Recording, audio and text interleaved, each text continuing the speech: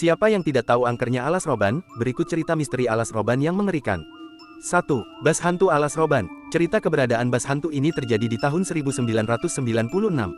Malam itu seorang pengendara motor melewati kawasan alas roban saat perjalanan dari Tegal ke Surabaya. Saat itu pukul 12 malam, pengendara itu terpaksa melewati alas roban tanpa ada penerangan sama sekali.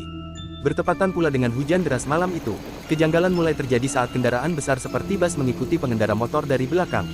Bas tersebut bukannya mempercepat lajunya untuk menyalip, malah stabil dengan kecepatan di belakang motor pria itu. Merasa aneh, akhirnya pengendara motor memberanikan diri untuk menengok ke belakang. Padahal, banyak orang melarang menengok ke belakang saat berada di alas roban, sebab hal buruk akan terjadi. Benar saja, saat pengendara motor tersebut menengok ke belakang, yang dia lihat adalah bas usang terlihat seperti bas tahun 70-an. Tidak hanya itu, kondisi bas pun terlihat sangat seram dengan penerangan yang tentunya samar-samar. Melihat hal tersebut, ia pun mempercepat laju motornya. Tapi, bas tersebut ternyata mengikuti. Bas tersebut selalu tepat berada di belakangnya. Sampai suatu saat, bas tersebut tancap gas dan menabrak pengendara motor. Tapi, bukannya kecelakaan yang terjadi, melainkan bas itu menembus tubuh pria tersebut dan setelah itu menghilang entah kemana. 2. Sosok pemburu tumbal. Cerita tak kalah seram juga kerap menimpa para pengemudi bas antar provinsi yang sering melewati kawasan hutan ini. Cerita keberadaan kuntilanak yang kerap menyasarkan bus-bus ini untuk menjadi tumbal. Sosok ini kerap mengganggu para sopir bas terlebih saat melintasi kawasan alas roban ketika malam hingga dini hari. Gangguannya pun bermacam-macam, mulai dari berpura-pura menjadi penumpang hingga tiba-tiba menempel di kaca depan sopir bas. Akibatnya sopir bas akan membanting setir ke arah jurang hingga terjadi kecelakaan. Sosok makhluk astral ini menjadi momok tersendiri bagi para sopir bas yang kerap melintas di kawasan ini.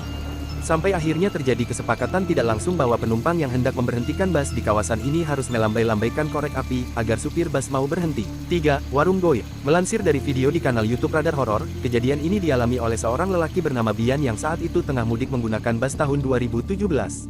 Keanehan dimulai saat ia sedang salat saat perjalanan di bas. Ia merasa ada yang meniup telinganya. Saat itidal, Bian melihat ada kepala terbalik menempel di belakang jok penumpang di depannya.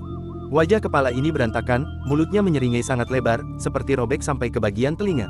Sontak ia berteriak dan ditenangkan oleh kernet bas. Pukul 1 waktu Indonesia Barat, di tengah perjalanan melewati alas roban, bas mengalami masalah. Sopir mengarahkan bas ke pinggir jalan. Ketika Bian menoleh ke kiri, ada 5 bocah berdiri di pinggir bas. Kondisi mereka mengerikan, tubuhnya tidak utuh, dan terlihat separuh batok kepalanya terpenggal. Ada yang tangannya putus, kepalanya terbelah dan ada yang badannya putus dan tersisa sebelah. Perjalanan dilanjutkan, beberapa menit kemudian, bas berhenti lagi, mogok di jalur utara alas roban yang menurun. Bian pun mengajak penumpang lain bernama Pak Ridwan untuk mencari makan. Kebetulan ada sebuah warung, mereka pun masuk dan melihat makanan di etalase kosong. Lalu terlihat seorang wanita yang membelakangi mereka sambil mencuci piring. Dipanggilnya ibu tersebut untuk memesan makanan. Respon ibu itu hanya mengangguk tanpa menoleh pada mereka. Bian dan Pak Ridwan pun memutuskan untuk duduk dan menunggu. Mereka berpapasan dengan seorang remaja laki-laki, usianya sekitar 15 tahun. Badannya tinggi kurus dan ia mengenakan kaos serta berbalut sarung. 10 menit, 15 menit, hingga 30 menit berlalu, makanan tak kunjung disajikan. Bian pun memutuskan untuk menghampiri ibu pemilik warung. Bian terkejut, ketika ibu pemilik warung itu berpenampilan sangat menyeramkan.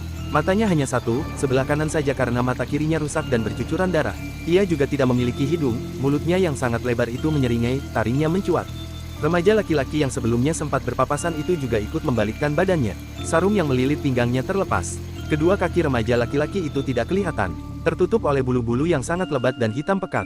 Badan kurus remaja laki-laki itu perlahan berubah, membesar, menjadi hitam, badannya dipenuhi bulu lebat. Kepalanya hampir menyentuh langit-langit warung. Matanya menjadi merah menyala, menatap Bian dengan tajam. Mulutnya juga menyeringai dan memiliki taring. Tidak pakai basa-basi lagi Bian langsung berlari mengajak Pak Ridwan keluar dari warung itu. Dengan memecahkan kaca keduanya melompat dari jendela yang berakibat pada kaki Pak Ridwan terluka. Keduanya berlari mengejar bas yang ternyata telah meninggalkan keduanya. Begitu berhasil meraih bas, dan masuk ke dalam kejadian menyeramkan tak kunjung berhenti. Bas justru dihadang segerombolan makhluk halus. Sopir bas itu cepat-cepat menginjak pedal gas dan segera meninggalkan alas roban. 4. Ringin Putih. Cerita terakhir datang dari seorang bernama Hari Kurniawan atau yang sering akrab disapa Om Hao dalam video di kanal YouTube Kisah Tanah Jawa. Dia pernah menceritakan kisahnya saat mengunjungi alas roban, dan lokasi yang dikunjunginya ini adalah pohon beringin yang biasa disebut dengan ringin putih. Di lokasi tersebut, Om Hao mengaku melakukan dialog dengan makhluk halus berwujud nenek-nenek dan kakek-kakek. Dalam penjelasannya, lokasi itu dulunya menjadi tempat pembuangan mayat. Peristiwa itu terjadi sekitar tahun 1980-an. Kala itu banyak pelaku kriminal yang dieksekusi atau dibunuh secara misterius. Kemudian mayat para korban banyak yang dibuang di alas roban. Om Hao juga menceritakan, jika kecelakaan yang kerap terjadi disebabkan oleh gangguan makhluk astral di alas roban. Peristiwa kecelakaan juga disebabkan faktor lain seperti kondisi jalan di alas roban yang memang ekstrim dan faktor lain yang berasal dari pengendara. Selain di Ringin Putih, Om Hao juga menyempatkan diri berkunjung ke sebuah sumber mata air yang disebut sebagai Sendang Poncowati. Menurutnya, sendang itu banyak dihuni makhluk astral berwujud peri. Penguasa sendang itu adalah makhluk gaib berwujud wanita cantik yang kerap dijuluki Nyai Poncowati. Konon sumber mata air yang dijuluki Sendang Poncowati itu kerap dikunjungi orang yang meminta berkah, seperti harta melimpah hingga awet muda. Terima kasih sudah menonton, jangan lupa subscribe, like dan komen.